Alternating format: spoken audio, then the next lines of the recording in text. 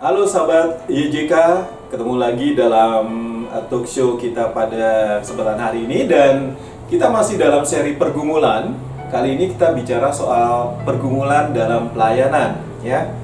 Nah, bicara pelayanan, melayani Tuhan seharusnya merupakan keseluruhan kehidupan kita sebagai pengikut Yesus Kristus, ya. Bukan hanya sebatas kita melakukan kegiatan gerejawi dan sosial di gereja. Yesus Kristus adalah teladan kita untuk melayani Allah, di mana Yesus mengosongkan diri, merendahkan diri, dan taat sampai mati di atas kayu salib. Dan kita ketemu lagi dalam talk show seri pergumulan kali ini. Kita bicara soal pergumulan dalam pelayanan, dan bicara soal pelayanan juga banyak yang dapat dilakukan oleh anak Tuhan, ya. Seperti melayani sebagai hamba Tuhan, guru sekolah minggu, pelayanan di rumah sakit, rumah tahanan, sekolah, dan sebagainya. Banyak suka duka yang dialami oleh teman-teman yang melayani dalam pelayanan ini, ya. Dan kali ini saya bersama teman-teman saya yang juga aktif dalam pelayanan di Yayasan Jangkar Kehidupan Lutheran Hour Ministry Indonesia. Selamat siang Bu Bella. Selamat siang Pak. Ya, Bu Bella Ayu Pertiwi adalah National Director dari Yayasan Jangkar Kehidupan Lutheran Hour Ministry Indonesia, dan juga ada rekan saya Pariama Sembiring. Beliau adalah program ministry dari Yayasan Jangkar Kehidupan Lutheran Hour Ministry Indonesia, dan juga beliau ada sekaligus manajer dari YJK Book Store. Selamat siang Pak. Selamat siang Pak. Ya. Selamat siang, sekarang siang ya. Mungkin di beberapa teman-teman yang melihat dari Facebook yang ada di luar Indonesia, apa kabar juga ya? Dan kita masih bicara soal pelayanan, pergumulan dalam pelayanan ya. Dan kita mungkin sebentar, saya kehilangan pertanyaan untuk Ibu Bella dulu deh. Apa makna pelayanan menurut Ibu sendiri?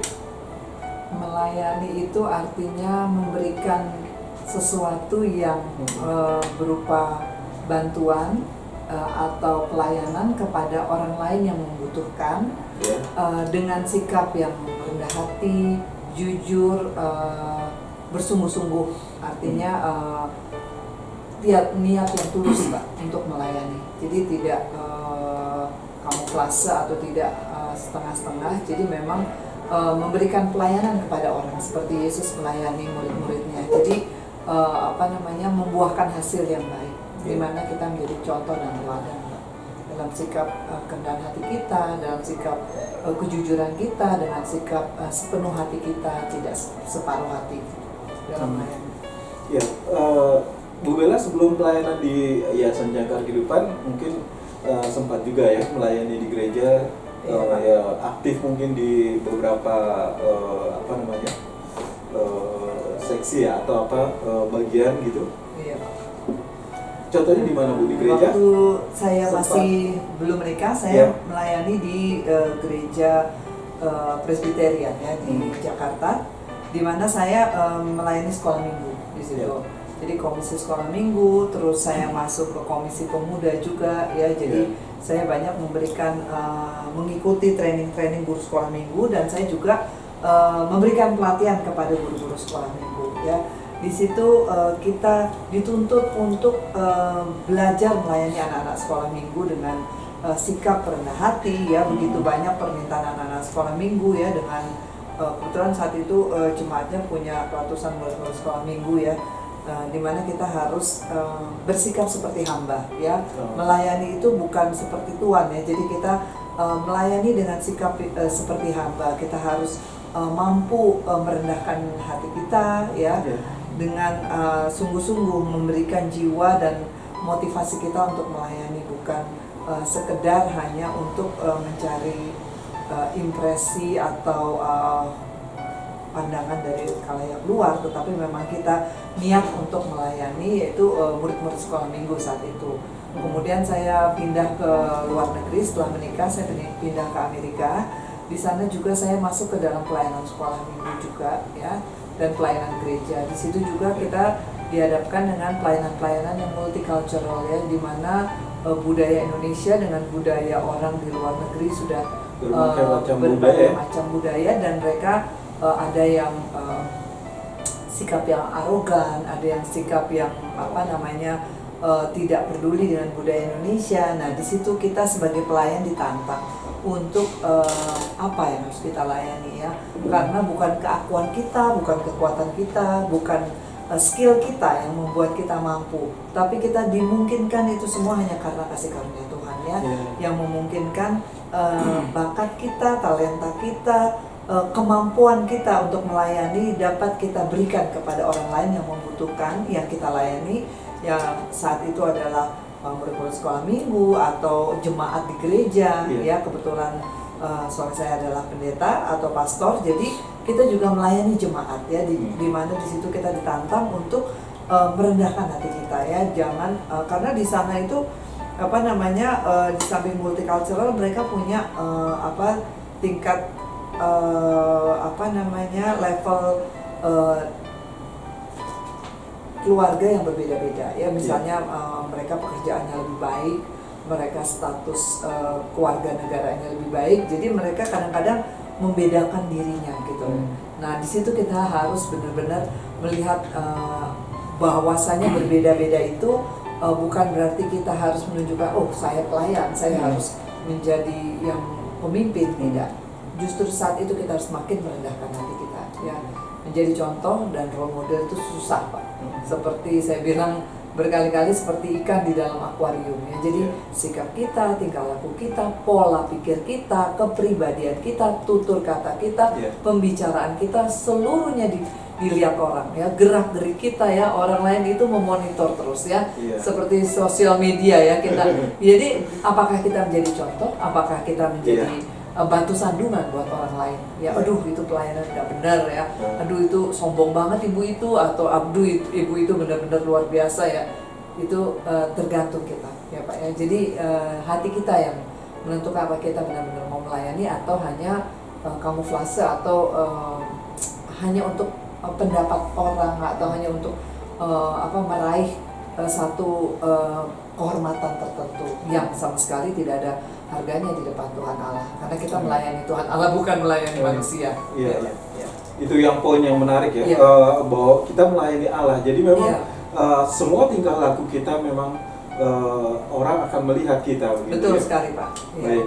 Dan sahabat YJK, silakan saja Anda bisa berkomentar dan juga memberikan pertanyaan seputar pergumulan dalam pelayanan. Mungkin Anda punya punya pengalaman dalam pelayanan Anda, entah di gereja atau ministry atau yang lainnya ya, yang berkaitan bahwa kita akan menjadi pelayan Kristus. Pastinya ada banyak hal yang pernah atau pergumulan yang dihadapi pada saat Anda melayani ya. Silakan saja pertanyaan Anda melalui line di bawah ini. Seperti biasa Anda bisa berikan pendapat Anda ya, baik di sosial media kami di Facebook dan juga di fanpage serta Instagram kami yang sedang live ini ya. Silakan saja, atau di YouTube kami ya. Baik, ada rekan saya Pariama Sembiring yang beliau adalah juga program ministry dari Yayasan Jangkar Kehidupan Lutheran Hour Ministry Indonesia, dan beliau adalah juga store manager dari Book Cafe, YJK Book Cafe, dan kita akan ngobrol juga dengan beliau.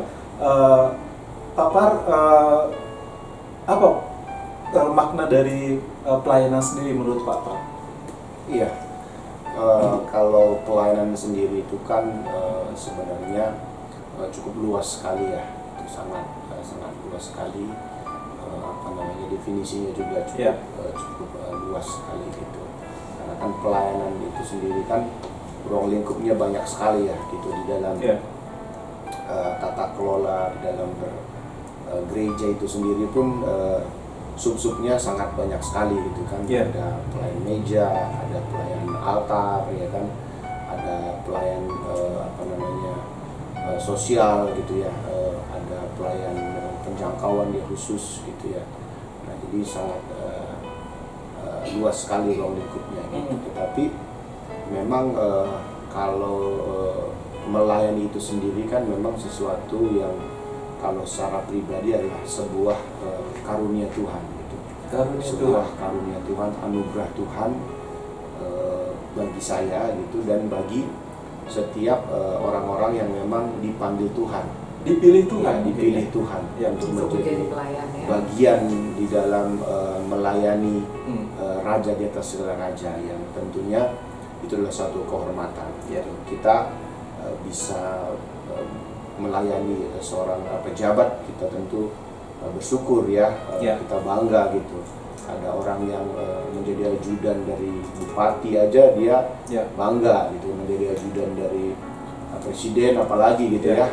Dan kita menjadi bagian di dalam melayani Tuhan yang adalah penguasa seluruh kehidupan kita adalah merupakan suatu kehormatan yang tidak terhingga gitu. Walaupun seperti yang Ibu Bella tadi sampaikan, konteks pelayanan ini di era sekarang ini seringkali disalahartikan. Seringkali pelayanan itu menjadi ajang yang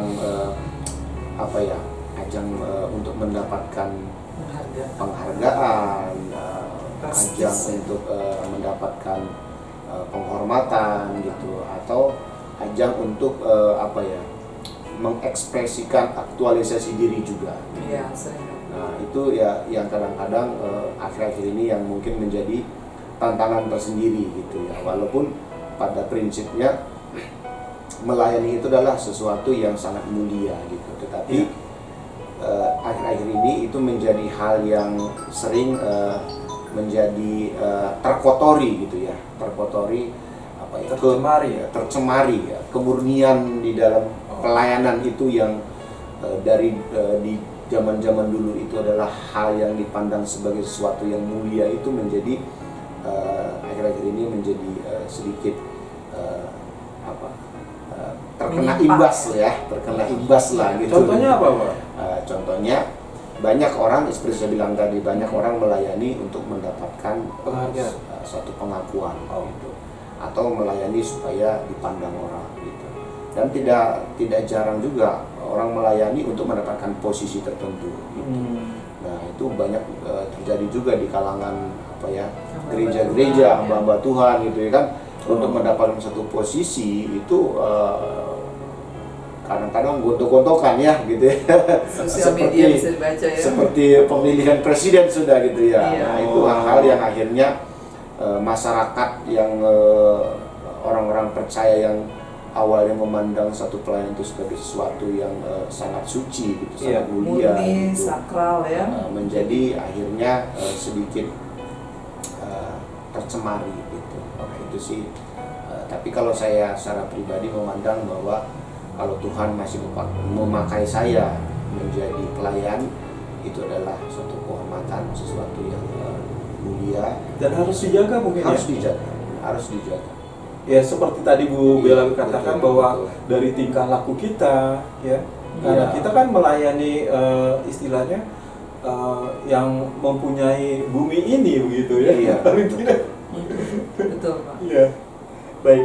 Dan Pak Pariama, apa saja yang dilayani selama di Yayasan Jangkar Kehidupan? Banyak hal yang Pak Par temui ya pastinya, dan suka dukanya begitu ya. Iya, kebetulan kita melayani dari banyak lini ya. Kita banyak melayani dari berbagai aspek di Jangkar Kehidupan ini, khususnya di pelayanan anak, pelayanan pemuda. Kita juga misi ya ke daerah-daerah pedalaman yang kadang-kadang kita harus jalan kaki, harus hanya bisa ditempuh dengan kendaraan roda 2 gitu ya. Kadang mengalami di pedalaman itu nggak ada listrik ya kan. Ya, aksesnya kalau internet mah gimana tuh? Kebanyakan nggak ada akses internetnya gitu.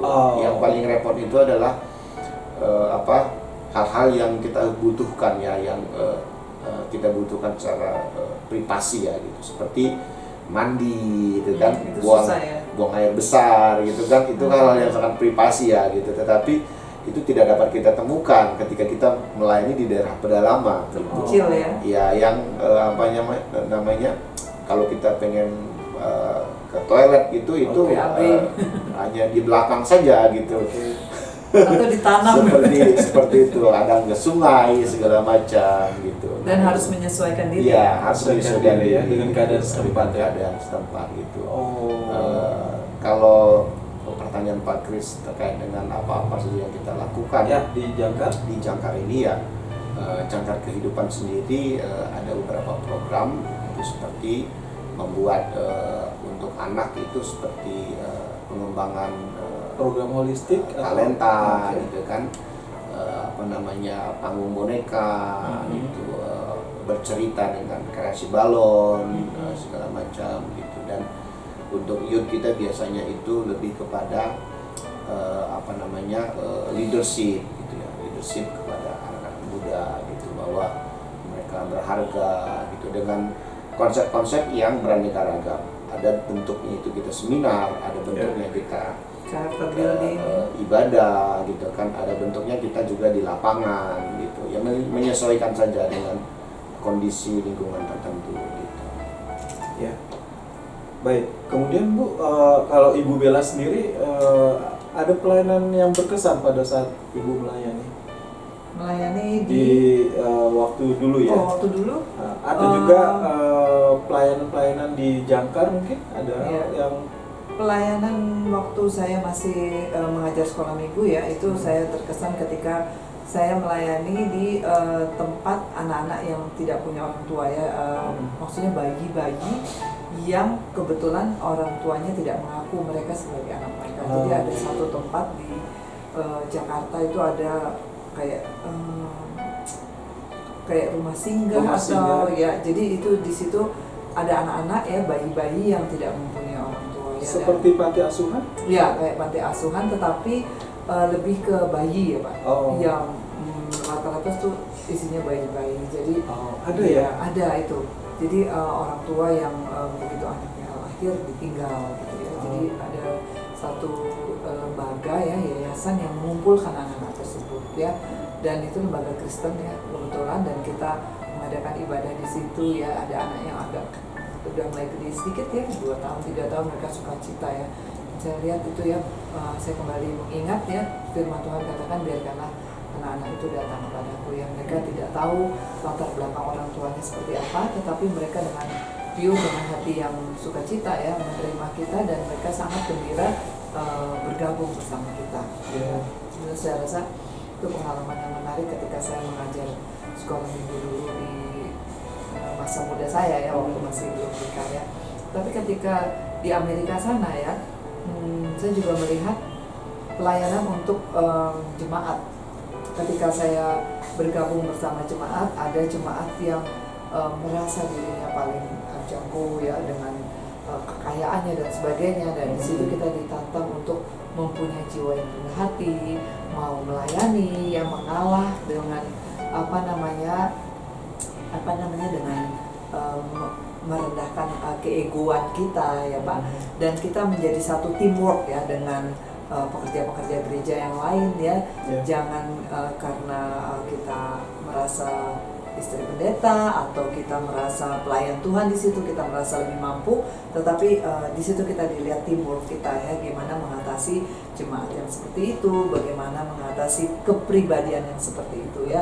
Karena di Amerika itu banyak sekali orang yang punya mental sickness ya, jadi karena stres dengan pekerjaan, dengan beban-beban hidup ya, mereka menjadi selfish, menjadi egonya tinggi ya. Jadi nah itu kita pelayan-pelayanan dituntut untuk punya hati yang rendah, hati yang rela melayani, jujur ya, mempunyai keberanian untuk tidak bukan aku ya, tetapi Engkau Tuhan yang di depan ya. Karena seperti firman Tuhan katakan, ketika kita menjadi pelayan, bukan aku lagi, tetapi Engkau Tuhan yang di depan ya. Jadi kita meleburkan jiwa kita, hati kita, tubuh kita untuk melayani Tuhan. Jadi biar Tuhan yang di depan, kita yang di belakang. Ya, Papa kalau Papa sendiri tadi kan yang paling berkesan itu ya di antaranya ketika kita berkunjung ke daerah tidak sesuai dengan harapan yang kita pikirkan dari fasilitas dan sebagainya. pengalaman apa lagi yang berkesan menurut Pak Par di daerah yang mungkin melayani di daerah? Ya. Termasuk juga kalau saya dengar kan Yayasan Jangka Kehidupan pernah juga melayani di rumah tahanan, kemudian Holistik, di pedesaan ya Hmm. pada waktu itu ya, di Bali Iya. begitu. Ada hal yang penting dari sisi budayanya atau bagaimana begitu? Yang bisa dibagikan ya, hal yang menarik ya Pak. Iya, apa namanya? Kalau hal yang berkesan ya, pada saat di Bali kita mengadakan pengadaan air bersih gitu ya, yang memang 99% adalah bukan orang percaya Kristus ya gitu, Hindu ya. orang agama Hindu gitu. Tapi tidak mengurangi kekesanan saya di Bali pada waktu itu gitu, tapi ada hal yang sangat berkesan juga waktu kita pelayanan di Kalimantan, khususnya di daerah Kalimantan Barat ya gitu. Itu kita satu tempat itu buat saya itu memang mungkin itu ujungnya dunia kali ya. Karena apa? Karena sangat jauh sekali dan akses untuk masuk ke desa itu Berapa kilo? itu tidak bisa naik mobil gitu. Jadi kita harus pakai sepeda motor, itu pun hanya orang yang pengalaman saja yang bisa. Berapa jam itu? Kita naik motor itu kalau mobil kita cukup lama tuh, berapa jam gitu. Kalau naik motor itu mungkin sekitar 2-3 jam. Lumayan Kita itu ya. melewatin hutan lah gitu. 2-3 jam. Ya, itu pun kalau pada saat musim hujan itu hanya bisa masuk pakai jalan kaki. Waduh. Nah, jadi kalau kebetulan kita ke sana musim hujannya tidak terlalu gitu, jadi masih bisa kita aksesnya pakai sepeda motor gitu ya. Dan kita sampai di sana ada kegembiraan yang luar biasa, kesenangan yang luar biasa yang kita dapatkan melihat orang-orang yang memang Sudah sangat menunggu ya? welcome ya. Mereka sangat welcome, mereka sangat senang dengan kedatangan kita gitu. Dan luar biasanya adalah bagaimana seorang hamba Tuhan bisa bertahan di tengah situasi seperti itu. Ya. Di hutan itu ya Pak? Udah masuk hutan lah gitu, dan dengan notabene tingkat kebutuhan yang lumayan juga gitu. Artinya kan ya, hamba Tuhan dia punya istri dan punya anak 4 orang gitu ya. Artinya kan banyak hal yang harus dia cukupin gitu. Dengan secara hitung-hitungan logika manusia kan ya berapalah persembahan yang dia dapat kelola gitu, dengan mencukupkan semua kebutuhan makan minum sekolah anak segala macam, itu kan rasanya kan sulit gitu ya. Dan yang paling berkesan juga itu adalah dari kesaksian hamba Tuhan yang di sana itu adalah dia adalah hamba Tuhan atau pendeta yang ke-25 ya. Maksudnya gimana tuh? Ke-25 artinya sudah 24 orang mencoba masuk ke sana dan selalu pulang. Menyerah ya? Menyerah. Wow. Gitu. Berarti pendeta itu bertahan ya? Ya, dia bertahan. Berapa lama dia bertahan? Sampai akhirnya dia meninggal baru-baru ini. Oh. Dia meninggal masih usia sangat muda sekali. Berapa? Mungkin 50-an kali ya. Oh, 50-an. kenapa itu? Dan anaknya juga masih kecil-kecil, itu sangat kasihan sekali. Dia meninggal kenapa? Katanya sih demam tinggi. Oh, nggak ada pengobatannya ya di sana. Iya, Karena jadi aksesnya jauh dari. ya, jadi dia demam tinggi, aksesnya juga susah, jadi terlambat untuk ditangani medis. Gitu. Lalu akhirnya hamba Tuhan ini meninggal dunia beberapa bulan lalu. Kita juga sangat sedih sekali ya gitu, orang yang bisa bertahan di tengah-tengah pelayanan yang begitu luar biasa gitu di daerah Kalimantan gitu. Itu yang paling buat saya berkesan gitu. Kalaupun saya di posisi itu belum tentu juga saya bisa survive ya gitu dengan kondisi yang serba apa adanya Minim ya, gitu, serba minim ya. gitu ya. Dan di tengah hutan itu ya? Iya, listrik hanya pakai listrik manual saja. Oh. Yang nyala jam 6, nanti jam 8, jam 9 udah mati. Gitu. 9 apa itu? 3 jam aja? Iya, 3 jam aja. Kadang 2 jam atau 3 jam gitu. Karena hanya memanfaatkan panel aja gitu. Gitu. Jadi kadang-kadang kalau cuacanya mendung, dia hanya nyala 2 jam saja. Gitu. Kalau cuacanya panas bisa sampai 3-4 jam gitu. Kalau mendung ya cuma 2 jam aja bertahan gitu. Habis itu udah gelap gitu. Dan tentunya tidak ada sinyal, Pak. Gitu ya, nggak ada sinyal. Nggak gitu. bisa internet. Iya, nggak bisa internetan. Makanya kalau kita berangkat biasanya ke daerah-daerah seperti itu, biasanya kita kasih tahu ke pimpinan ya di kantor dan ke keluarga, tentunya istri ya, gitu, bahwa beberapa hari mungkin kami tidak akan ada komunikasi gitu Tidak ya. bisa dihubungi, Iya, ya. tidak bisa dihubungi gitu karena memang akses. Itu berapa lama di hutan itu? 1 hari apa 2 hari langsung pulang apa? Biasanya kita 2 hari. 2 hari ya. 2 hari, jadi kita berangkat dari pagi, nanti sampainya sore, gitu, sampai sore kegiatan, gitu kan, malam gitu kegiatan, kadang-kadang pagi masih ada kegiatan, gitu, habis itu kita berangkat pulang. Itu menginapnya di daerah situ juga? Di rumah, di gereja. rumah. Jemaat ya? Oh, di gereja. Di gereja, kita nginap di gereja. Di gereja, ya. Dan luar biasanya sekalipun di pedalaman, gerejanya sudah bisa berdiri, gitu. Artinya kekompakan dari jemaat yang mereka layani itu luar biasa. Jadi ada batu bata gitu di gerejanya ini ya. Mungkin juga peralatan bangunan itu dipikul kali ya. Iya, itu jauh gitu kan. Iya, gitu, luar biasa. Nggak mungkin naik pesawat ya. Iya. Wah, ini luar biasa sekali pengalamannya ya, sahabat YJK. Dan ini juga perlu perhatian dari pemerintah bahwa ternyata masih banyak daerah-daerah Iya. yang membutuhkan perhatian khusus Betul, ya. betul. Daerah apa Baik itu? penerangan, Namanya? Namanya itu apa namanya, di daerah Kalimantan Barat ya, pastinya gitu. Ada bawang-bawangnya sih itu. Nama desanya itu ada bawang-bawangnya gitu. Ya, supaya apabila ada yang menonton ya, bisa mungkin ada bantuan ya untuk Iya, pemerintah. betul. Dari pemerintah ya. Iya. Luar biasa.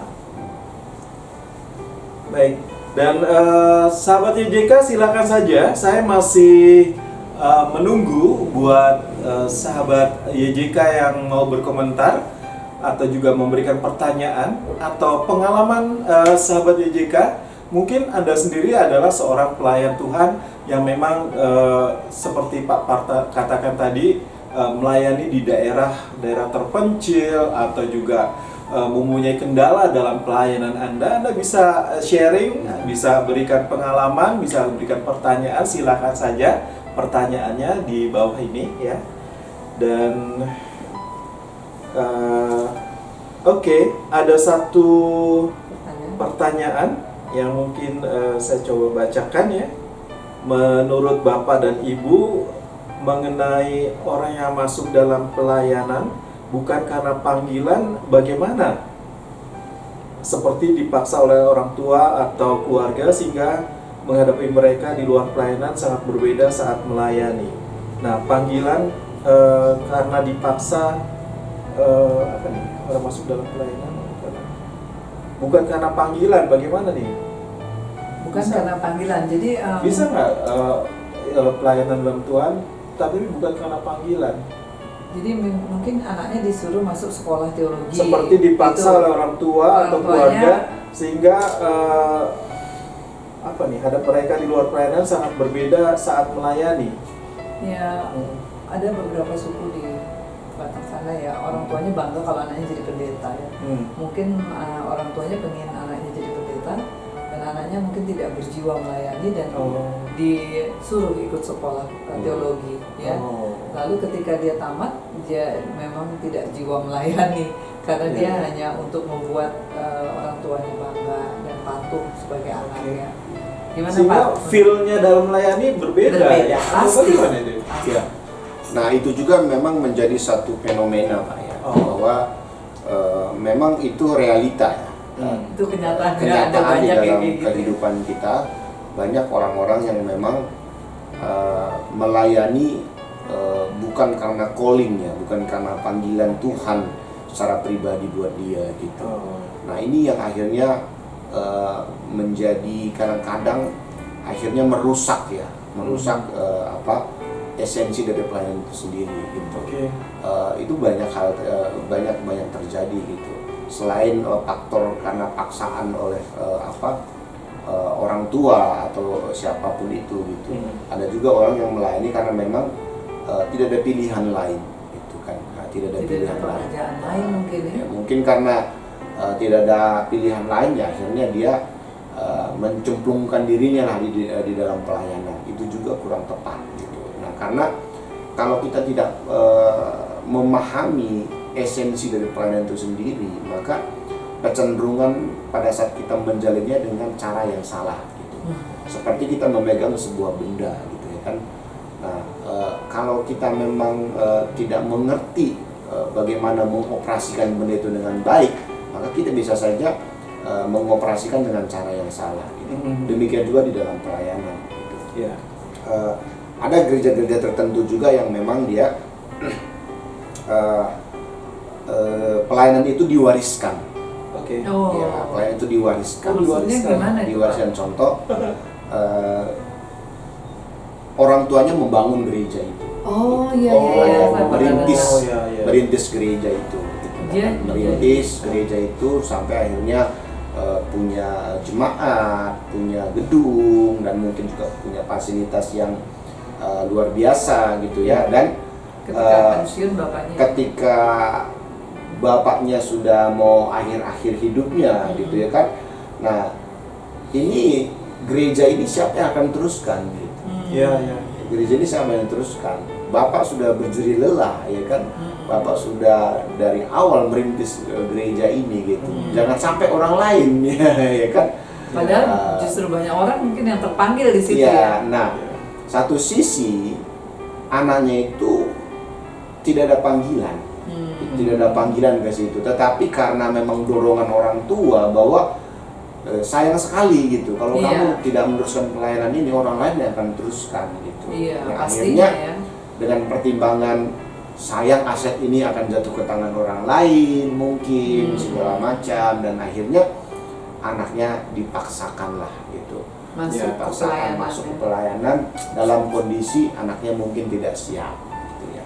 Ya puji Tuhan, dan kalau memang anaknya siap ya kan, anaknya siap dan anak yang meneruskan, why not ya kan, ya puji Menyesuaikan Tuhan. diri bisa. Ya, gitu. dia memang dari kecil ayah orang tuanya persiapkan anak ini untuk meneruskan pelayanan orang tuanya, itu bagus gitu. Iya. Nah, kadang-kadang kan last minute ya. Iya. Banyak kejadian saya lihat itu last minute. Anaknya dari remaja sampai dia dewasa, dia memang tidak mau terjun ke pelayanan gitu. Nggak mau, Dan ya. tidak mempersiapkan dirinya untuk masuk dalam bendangnya pelayanan gitu. Nah, tetapi ketika orang tuanya udah meninggal gitu kan, tiba-tiba orang tuanya meninggal gitu kan, nah akhirnya dengan keadaan yang tidak siap, akhirnya Mengambil itu dia ya. mengambil alih peran orang tuanya itu gitu. Nah, itu kadang-kadang yang menjadi tidak baik gitu ya. Tidak Tapi patut sandungan, ya. selagi anaknya memang siap gitu kan, ya puji Tuhan kalau anaknya yang terusin ya kan. Iya. Ya, kalau ada yang di dalam, kenapa kita cari yang di luar? Itu juga saya setuju dengan konsep itu. Tetapi yang saya tidak setuju adalah ketika tidak siap tetapi dipaksakan untuk siap. Nah, itu ya. Itu yang buat saya yang harus kita juga hindari di dalam pelayanan. Jadi artinya tidak tulus melayaninya Iya, ya. gitu. Tidak tulus. Ya, berarti peran keluarga juga sangat penting juga ya, Betul, Mama, yang betul. menanamkan kebaikan-kebaikan dalam melayani seperti itu, sehingga tumbuhlah di masing-masing anak untuk mempunyai jiwa melayani gitu ya. Iya. Betul, Pak. Oke, ada pertanyaan berikutnya dari Dave Silaban. Sebentar, saya coba. Dari Dave Silaban, apa perbedaan antara melayani Tuhan dengan melayani pekerjaan Tuhan? Interesting tuh, Pak. Ya, antara Apa perbedaan melayani Tuhan dengan melayani pekerjaan Tuhan. Nah, melayani pekerjaan Tuhan dan Melayani Tuhan. melayani Tuhan. Iya. Sebenarnya kan sama saja ya, hampir Iya. sebenarnya sama saja gitu. Tetapi melayani pekerjaan Tuhan belum tentu melayani Tuhan. Itu karena manusia pada prinsipnya bahwa hal-hal yang bentuknya keagamawian itu adalah kita anggap sebagai melayani Tuhan. Gitu.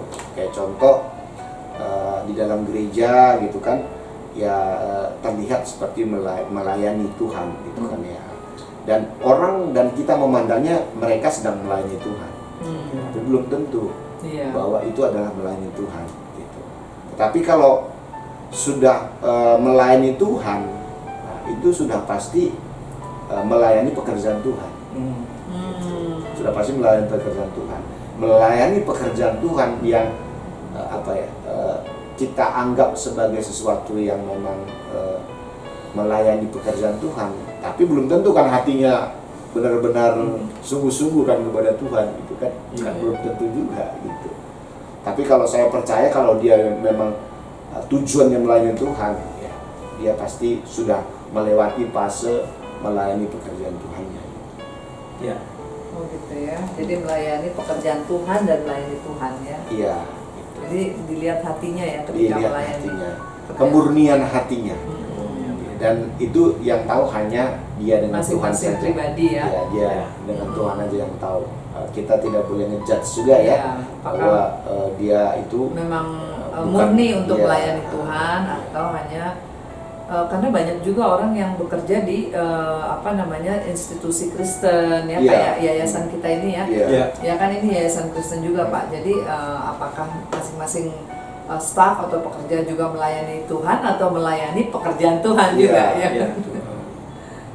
Baik, sahabat YJK silakan saja Anda bisa bertanya langsung bersama kami, berikan pertanyaan Anda ya atau komentar ya atau juga pengalaman Anda. Mungkin sahabat YJK mempunyai pengalaman dalam melayani ya di gereja sebagai guru sekolah minggu atau banyak hal yang bisa dilakukan juga di situ ya. Dan Anda temui kendala-kendala, Anda bisa sharingkan juga pengalamannya, silakan di sini ya. Oke, Pak Par, mungkin pertanyaan berikutnya adalah kendala-kendala yang dialami selama dalam pelayanan diantaranya apa aja nih? Selain mungkin mengenai tempat ya, tadi sudah dijelaskan ya mengenai tempat. Apakah ada hal lain yang mungkin saat ditemui dalam pelayanan di daerah atau juga di tempat, tidak hanya di daerah saja kan ruang lingkupnya kan ya, termasuk Jakarta juga ya. Apa saja yang ditemui pada saat ini? Ya, kalau berbicara soal kendala itu bisa dibagi dua Pak. Itu kendala dari luar dan kendala dari dalam gitu, dari eksternal dan internal gitu. Tetapi pada prinsipnya bahwa kendala yang dari internal inilah yang perlu kita antisipasi gitu. Seperti melayani Tuhan dengan menggantungkan kepada perasaan gitu kan. Itu bagaimana? Seperti kita mau melayani kalau lagi saya bad mood. Ya kan. Saya mau melayani kalau lagi saya senang. Saya mau melayani kalau begini begitu. Jadi ada kondisinya ya. Makanya melayani berdasarkan perasaan. Nah, ini sesuatu juga buat saya salah ya. Kalau kita melayani ya. Berdasarkan perasaan itu adalah buat saya sesuatu yang keliru gitu. Nah, yang benar itu menurut saya adalah melayani itu berdasarkan komitmen. Iya gitu. Jadi mau lagi bad mood atau mau lagi apapun yang terjadi, yang namanya komitmen ya harus ditunaikan gitu. Mau lagi dalam senang, mau lagi dalam bagaimanapun, ya namanya komitmen harus dikerjakan. Profesional ya. Profesional gitu. Bahkan melebihi profesional kita melayani di dalam pekerjaan biasa, kita ya. Dunia sekuler gitu. Karena kita bekerja itu kita masih berhubungan dengan bos kita di dunia gitu. Iya. Kalau melayani Tuhan kita berhubungan sama raja di atas segala raja. Bos kita di surga. Iya, jadi komitmen kita harus lebih tinggi kepada Tuhan daripada kepada yang di dunia ini. Betul gitu. sekali itu. Jadi yang kedua kendala eksternal itu menyangkut banyak hal seperti budget gitu kan, Keuangan kendala ya. keuangan, finansial gitu kan. Kendala apa lagi? Kendala dari lingkungan setempat gitu, karena dalam kondisi kita di Indonesia yang mayoritas Muslim ya gitu. Iya. Ya ini juga menjadi tantangan tersendiri bagi kita. Artinya apa? Kita harus bijak-bijak juga, gitu. Ya. Bijak-bijak supaya kita jangan juga akhirnya dituduh ya seperti orang yang akhirnya Kristenisasi. Gitu. Ya. Nah itu juga harus kita menjadi perhatian khusus kita gitu, supaya tidak ada konflik-konflik pada saat kita melayani nanti di daerah gitu, Ya, atau di luar gitu. Nah, kendala lain apa lagi? Kendala lain ya soal transportasi, akses yang cukup sulit, segala macam. Keluarga gitu. juga. Keluarga itu juga yang memang kendala-kendala tertentu. Iya, ya. Kalau melayani ini kan juga mungkin keterkaitan juga dengan tim ya. Ya. Iya. Tidak hanya sendiri kan melayani itu. Iya. Dan bagaimana dengan kekompakan tim sendiri yang perlu dicermati juga dalam pelayanan ini? Nah, makanya kalau kita melayani, kita harus memang telah menyelesaikan tahapan atau proses di awal. Gitu. Seperti di dalam melayani itu kita punya tujuan yang sama, Ya. kan? Kita punya nilai yang sama. Ya. Kita punya rasa yang sama tentunya juga gitu, bahwa dalam melayani itu ya tujuan kita adalah untuk kemuliaan bagi nama Tuhan, ya kan. Nah, itu adalah kesepakatan yang dari awal sudah kita diskusikan gitu, Ya. terkait dengan kemana yang kita mau layani.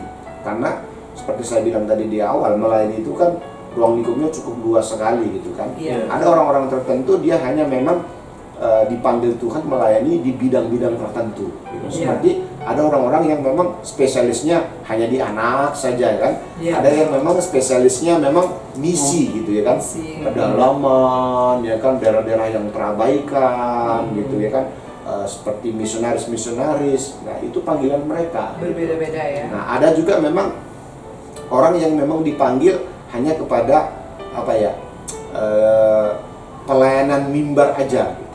Dia hanya Di gereja. mau berkhotbah aja di gereja gitu kan, habis itu dia pulang gitu kan. Nah, ada juga orang yang memang sukanya itu underground gitu kan, di bawah ya kan, nggak kelihatan di layar gitu. Ada juga orang-orang seperti itu gitu. Iya, Jadi betul. buat saya kalau itu sudah diselesaikan, maka seharusnya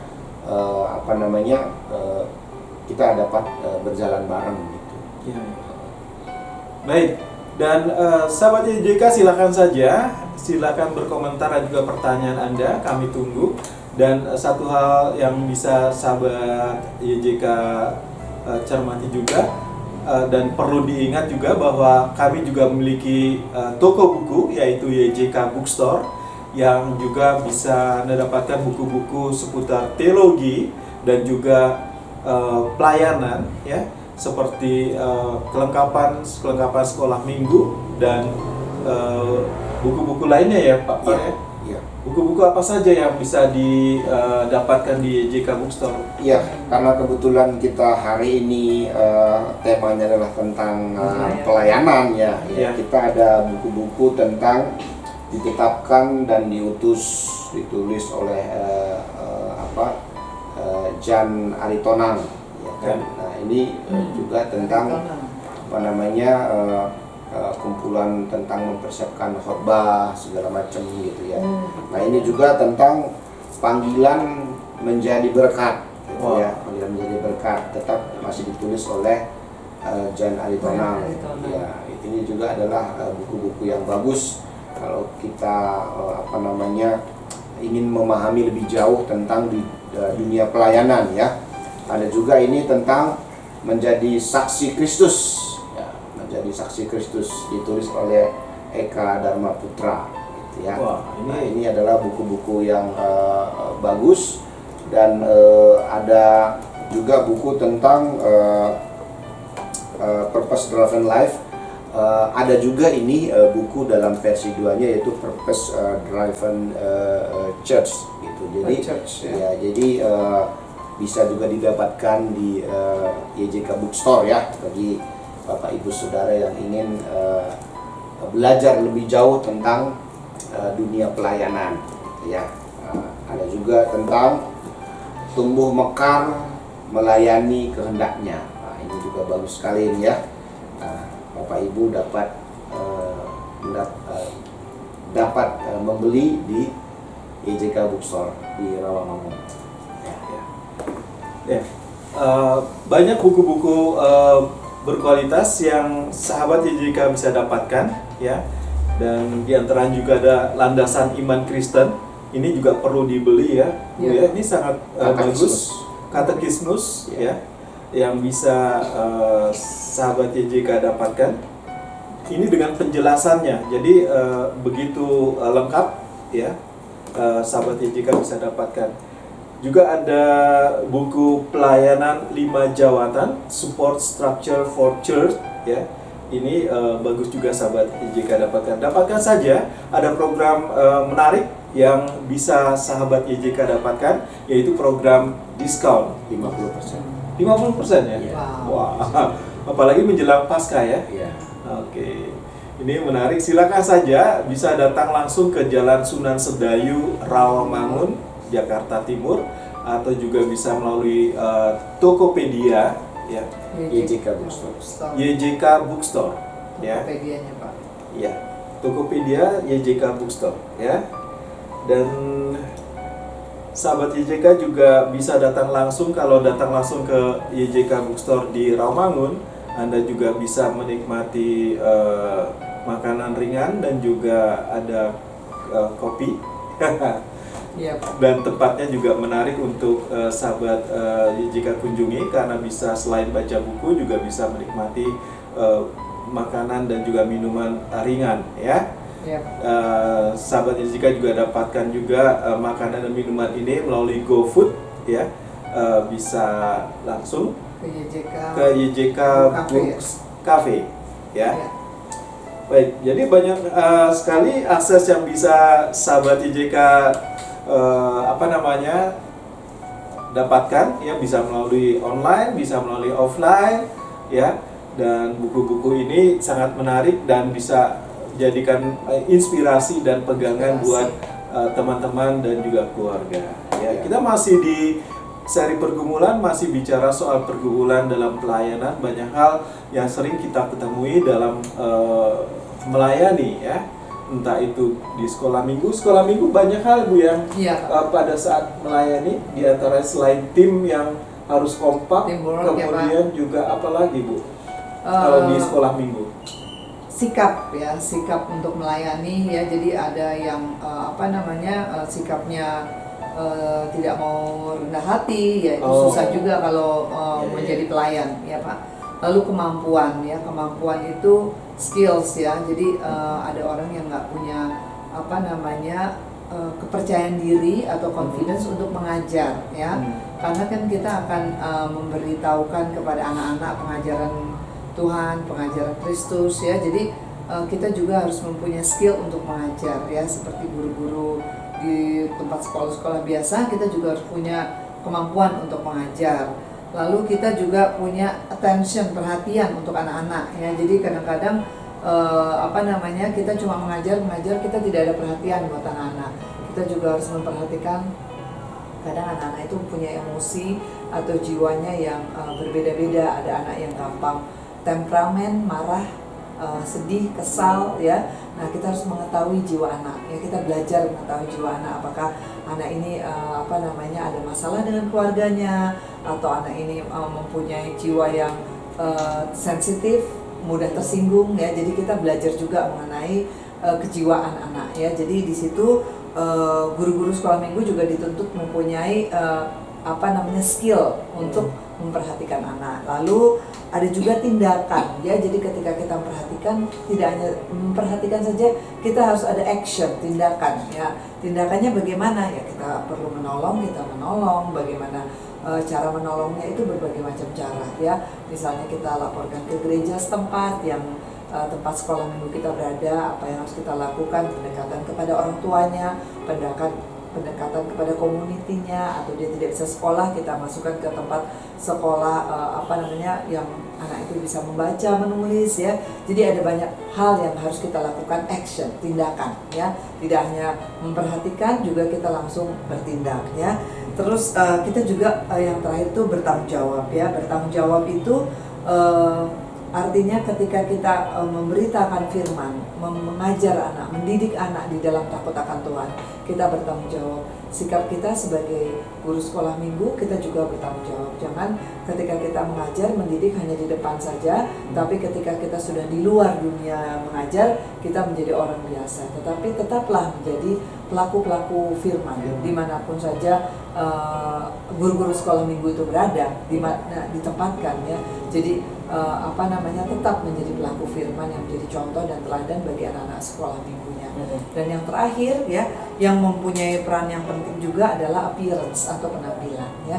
Jadi penampilan kita itu juga menjadi contoh dan teladan Pak. Jadi jangan kita slalom boy atau slerdeh ya, nggak mau pakai baju yang rapi, atau kadang-kadang anak-anak muda sekarang itu ya Pak, bajunya seronok ya, yang membuat menarik perhatian orang ya. Tetapi ketika kita menjadi pelayan, kita juga dicontoh ya, baju kita yang rapi, sopan ya, yang mendukung pelayanan kita, sehingga orang-orang bisa mencontoh dan memberikan penilaian yang baik buat kita, bahwasanya kita ini hamba ya, pelayannya bukan tuan, bukan yang harus dituntut untuk diperhatikan ya, tetapi kita hamba yang mempunyai banyak hal yang menjadi contoh dan teladan bagi orang-orang di sekeliling kita. Iya, baik. Dan keadaan hati pelayan Tuhan juga sangat menentukan ya. Iya, seperti tadi Pak Yaman cerita ya. Seperti menjadi tawar hati atau tidak semangat. Nah ini juga penting sekali ya Bu ya. Jangan sampai kita menjadi tawar hati atau semangat. Iya. Kehilangan semangat maksud saya. Iya. Seperti itu ya. Iya, atau hati yang sudah lemah. Iya. Ya. Karena kadang-kadang melihat pelayanan itu hanya sebagai rutinitas. Betul sekali Pak. Dan rutinitas itu menyelesaikan jadwal dan tugas, tidak ada rasa feel melayani Tuhan dengan tulus gitu ya. Iya betul Pak, ada problema rumah tangga, problema kehidupan pemudi ya.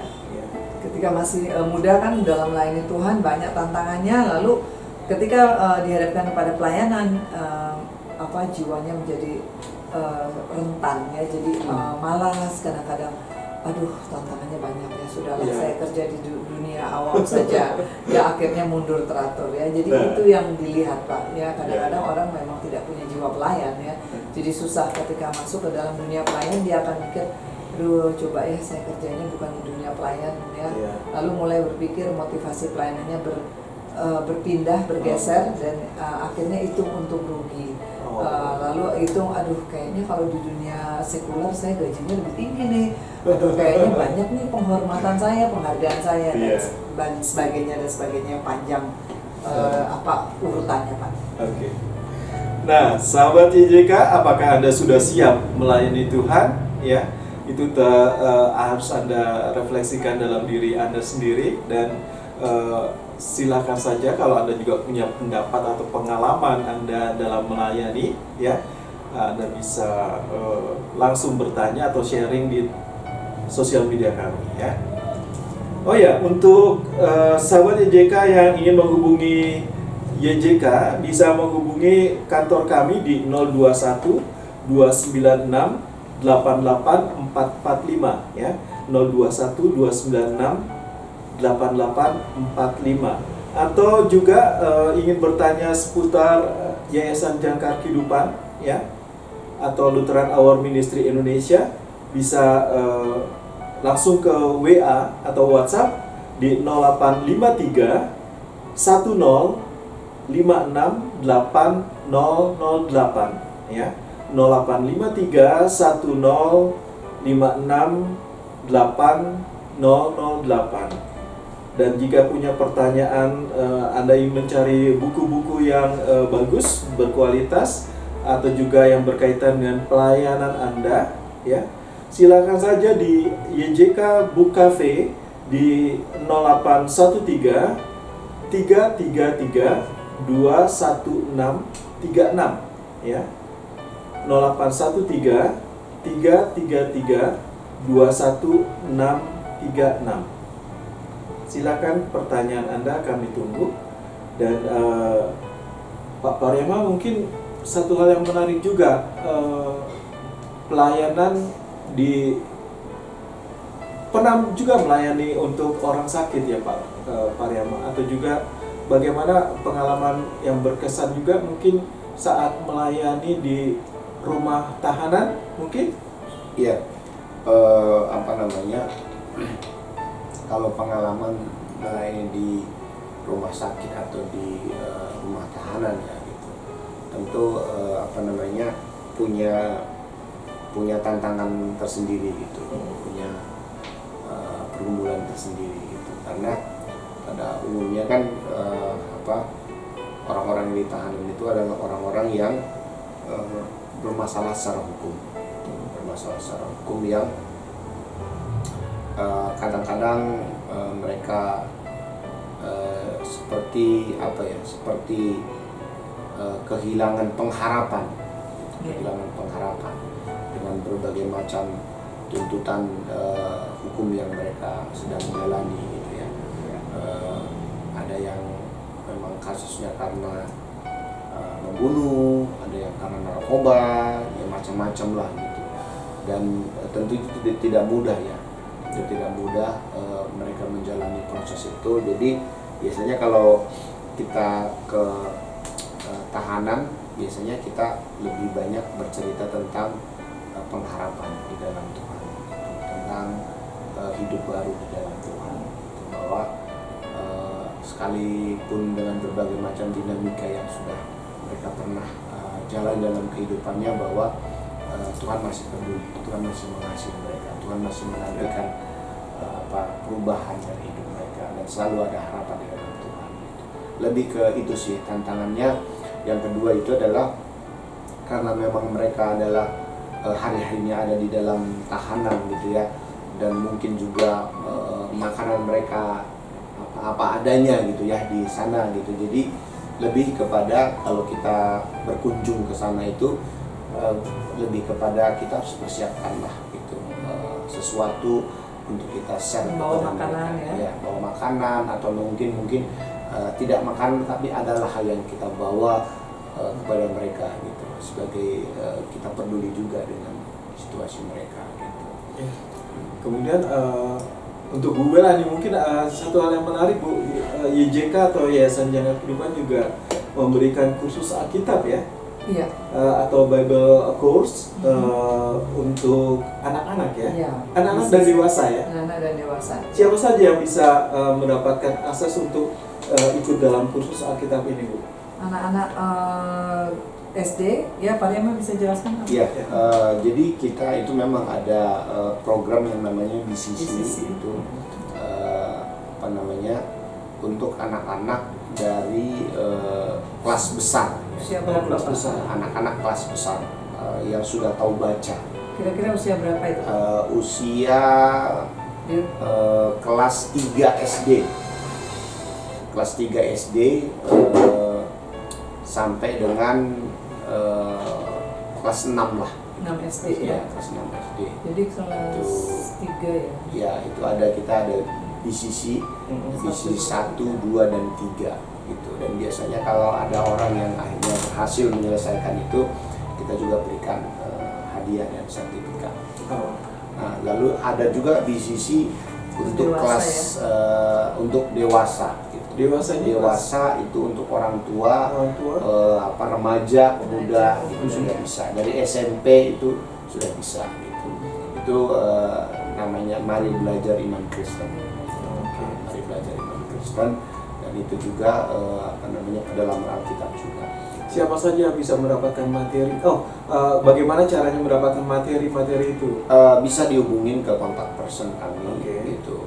Kalau itu sifatnya personal, pribadi. Tapi kalau juga mau antar lembaga, mungkin dari gereja-gereja tertentu yang ingin bekerja sama dengan Jangkar Kehidupan, kami juga sangat welcome sekali, sangat terbuka sekali untuk kita bisa berkolaborasi untuk memberikan dasar-dasar atau menanamkan pondasi-pondasi yang kuat kepada jemaat-jemaat Tuhan yang ada, supaya apapun yang terjadi di kemudian dalam kehidupan mereka sudah punya pondasi yang kuat, mereka sudah punya dasar yang kuat, sehingga tidak mudah lagi diombang-ambingkan oleh berbagai macam tawaran. Nah, mungkin karena tawaran jodoh mungkin, ya kan, ini juga menjadi dilema ya untuk anak-anak remaja kita ya, pemuda ya, itu yang akhirnya menikah dengan beda agama gitu, meninggalkan Tuhan gitu. Itu mungkin terjadi karena mungkin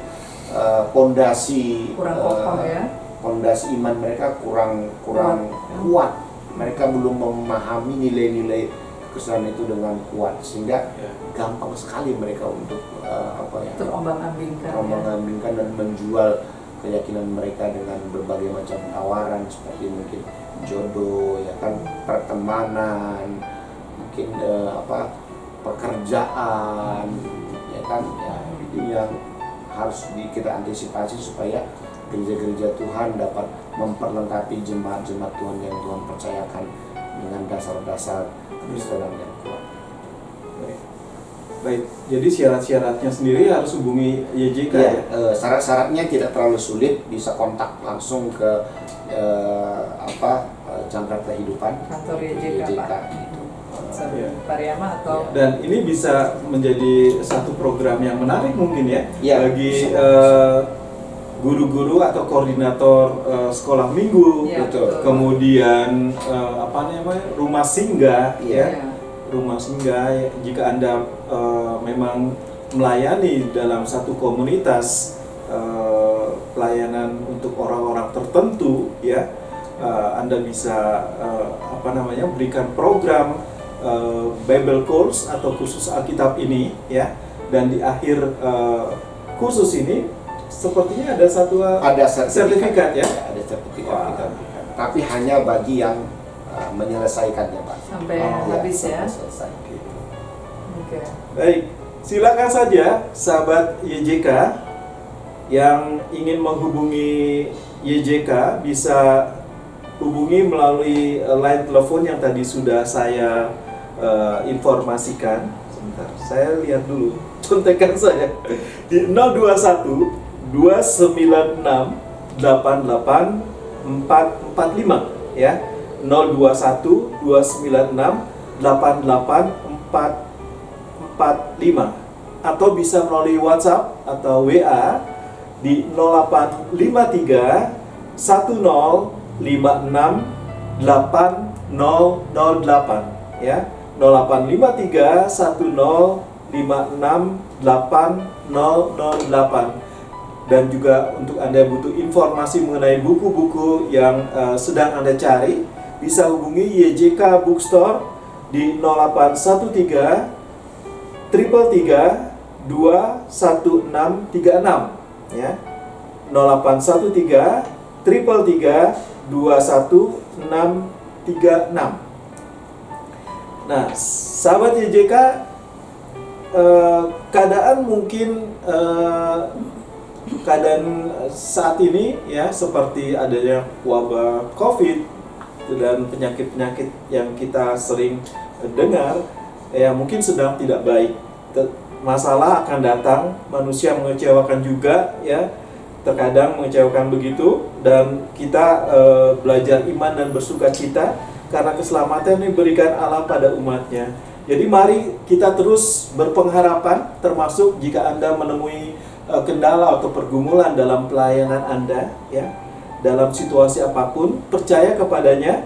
Kiranya dalam keluarga dan pelayanan kita justru makin percaya akan pekerjaan Tuhan, entah baik tidak baik keadaan yang akan datang, karena orang benar hidup oleh yang percayanya ya. Amin pastinya. Dan Bu Bella, terima kasih sudah berikan informasi. Iya Pak. Dan juga informasi dan pembelajaran buat kita semua, bagaimana kita melayani ya Bu ya. Ya, ada satu tip lagi Pak, untuk pelayan-pelayan yang bekerja di dalam pelayanan Tuhan. Ketika melayani, satu hal yang harus mereka lakukan adalah mereka harus mempunyai jiwa sabar dan menguasai diri. Oke. Ya, karena banyak sekali pelayan-pelayan Tuhan yang tidak sabar menghadapi tuayannya, ya, lalu sudah lari dari pelayanannya. Lalu menguasai diri itu juga luar biasa ya Pak. Susah sekali untuk menguasai diri ketika dihadapkan banyak tantangan, ketika dihadapkan banyak cobaan, ya, lalu gampang emosi, gampang marah, dan akhirnya keluar dari pelayanan, ya. Jadi sabar dan menguasai diri itu adalah suatu hal yang harus dilakukan oleh hamba-hamba Tuhan, pelayan-pelayan Tuhan yang bekerja di ladang Tuhan. Ya. Pak Par mungkin punya tips bagaimana melayani Tuhan dengan baik? Kalau saya sih selalu menekankan bahwa melayani Tuhan itu harus didasari dengan kemurnian. Ya, harus didasari dengan kemurnian. Tulus ya Pak ya? Ya, karena kalau sudah dasarnya murni, itu saya percaya Tuhan berkenan, Ya. itu. Dan kalau juga didasari dengan kemurnian, maka selalu lebih mengedepankan bagaimana pekerjaan Tuhan itu bisa berjalan, gitu, daripada lebih mementingkan ego masing-masing, gitu. Ya. Karena namanya kita dalam melayani Tuhan, kita kan ketemu dengan rekan-rekan, dengan Ya. partner-partner kita, Berbeda karakter, berbeda ya. karakter, berbeda sikap, gitu. Ya. Tapi kalau tujuannya sama, gitu kan, mereka melayani dengan satu dasar kemurnian, maka masing-masing akan orientasinya adalah bagaimana dapat menyelesaikan pekerjaan Tuhan dengan baik. Sudah bukan tentang saya lagi, bukan tentang si dia lagi, bukan tentang si B lagi, gitu. Tapi ini tentang Tuhan. Gitu. Lebih kepada melayani Tuhan dengan kemurnian. Baik, Pak Par terima kasih untuk sharingnya, Bu Ya. Bella terima kasih, dan sahabat YJK, demikianlah talkshow kita pada hari ini. Kiranya bisa memberkati sahabat YJK. Kita ketemu lagi di lain kesempatan dengan topik yang berbeda, dan kami tunggu tetap partisipasi Anda. Kita jumpa lagi di lain kesempatan. Tuhan memberkati. Shalom. Shalom. Salam, Tuhan salam, berkati. salam.